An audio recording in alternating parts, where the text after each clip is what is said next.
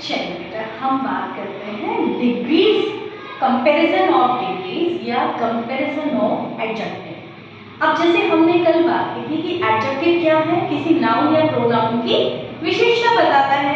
तो जब आपको क्वालिटी बता रहे हैं तो आपका ये भी मन करेगा आप किसी से कंपैरिजन करो, ऐसा भी होगा ना। आप कहोगे ये उससे अच्छा, वो सबसे अच्छा, या वो सबसे बुरा, वो उससे बुरा, होता है ना। तो जब भी हम कंपैरिजन की बात करते हैं तो वी नीड डिग्रीज, है ना। So we have 3 degrees. First is positive, ठीक है।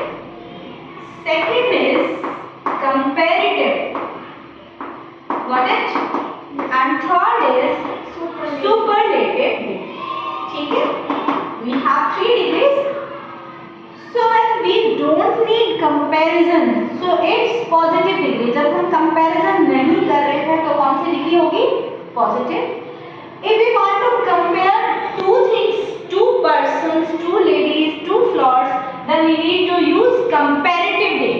जब भी आप दो लोगों के बीच में comparison कर रहे हो, when things are compared between two things, it is called comparative degree. Okay? When things are compared between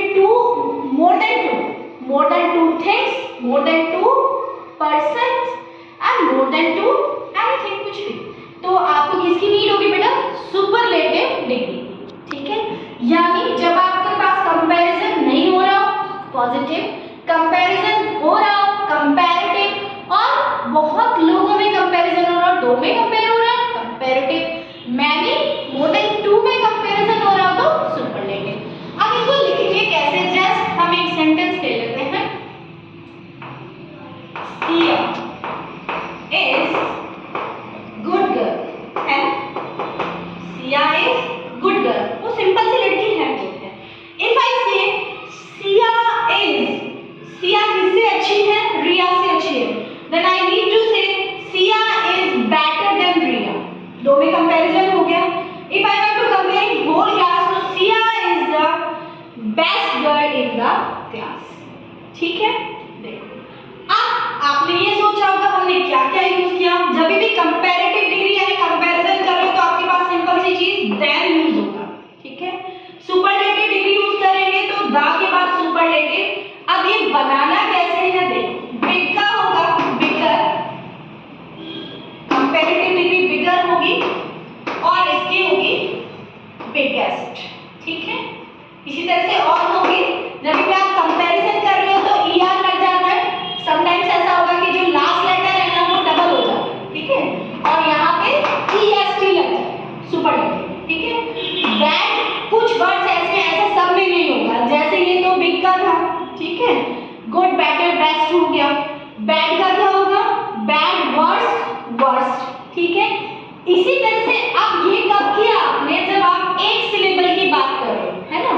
लेकिन अगर syllable more than one, more than two, beautiful, beautiful, तब आप ईआर और ईएसटी नहीं लगा पाओगे, ठीक है। तब आप क्या करोगे बेटा? यहाँ पे कंपैरिजन में लग जाएगा मोर और सुपरलेटिव में लग जाएगा मोस्ट, ठीक है। यहाँ पे क्या लग जाएगा? मोस्ट। जैसे मोर इंटेलिजेंट, ये हो जाएगा more beautiful, most beautiful. Intelligent क्या हो जाएगा? More intelligent, most intelligent. Faithful, more faithful, most faithful. समझ गए? अब जैसे मान लीजिए कोल्डर तो कोल्ड, कोल्डर, कोल्डर, जो एक सिलेबल में बोले जा रहे हैं उनमें ईआर और ईएसटी लग जाता है।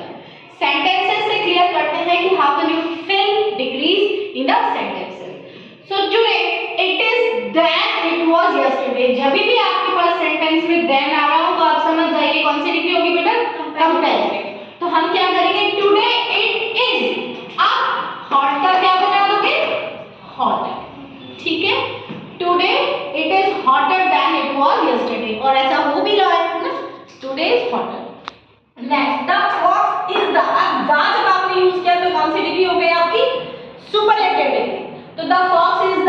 अब क्लेवर एक सिलेबल है तो क्या बना देंगे आप? क्लेवरेस्ट, क्लेवरेस्ट एनिमल, ठीक है। अब वो समझ गए कि पूरे जितने भी एनिमल्स हैं उनमें क्लेवरेस्ट फॉक्स है, ठीक है। Next is rakhi is. अब अगेन देन है